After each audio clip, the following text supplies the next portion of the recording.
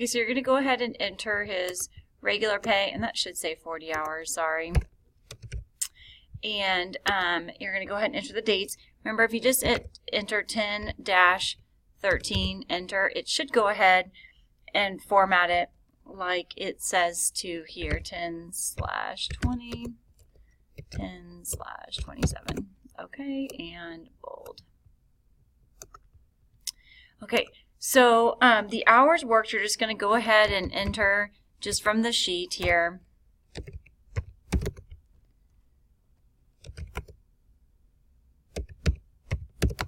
Okay, so your regular pay is going to be the same for each week, assuming that you work 40 hours, that you work at least 40 hours a week. So JimBob here has worked 40 hours a week for each of these 4 weeks. So we're going to do equals, and whenever you can use cell references, you're going to do it. So we're going to do 40 times, and then click your D10. So whatever is in that cell, press enter. Okay. Go up here and click on where it says D10. Just put your cursor, get a blinking cursor somewhere in that cell reference, and press function 4 on your keyboard. And you should be able to fill that down. Okay.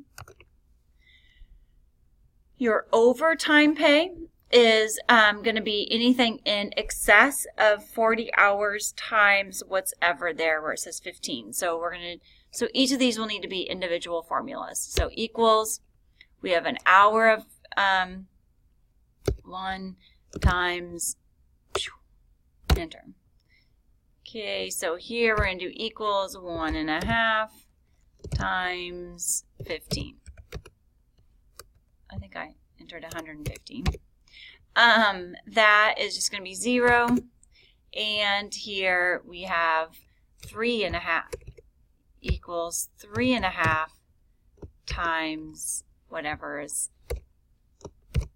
in this cell. Okay. So your gross pay is just going to be those two added up.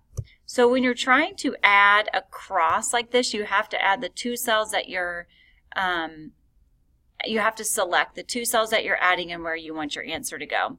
And then click auto sum. Again, if it gives you those number signs, don't worry about it. Just make them bigger. And because we use cell references, we should just be able to fill that down as well.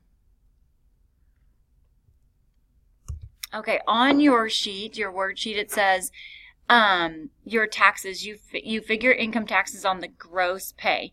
The tax percentages will be multiplied by JimBob's gross pay for that week. So you should know how to do all this based on your math classes. But so you're going to create cell references where it says equals, and then you're going to click the gross pay and convert those percentages to decimals. So 4.6% would not be 0.46. That would be 46%. So it would be 0.046. Press enter, and then make it look like money.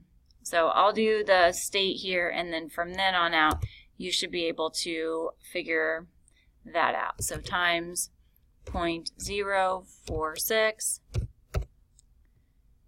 And because these are already formatted like money, that should be, but if it's not, just go up there and click your accounting number format. Then again, you should be able to fill that down. Just use the percentage for FICA there and for your federal taxes. And then your net pay is going to be your gross pay subtracting each of these deductions.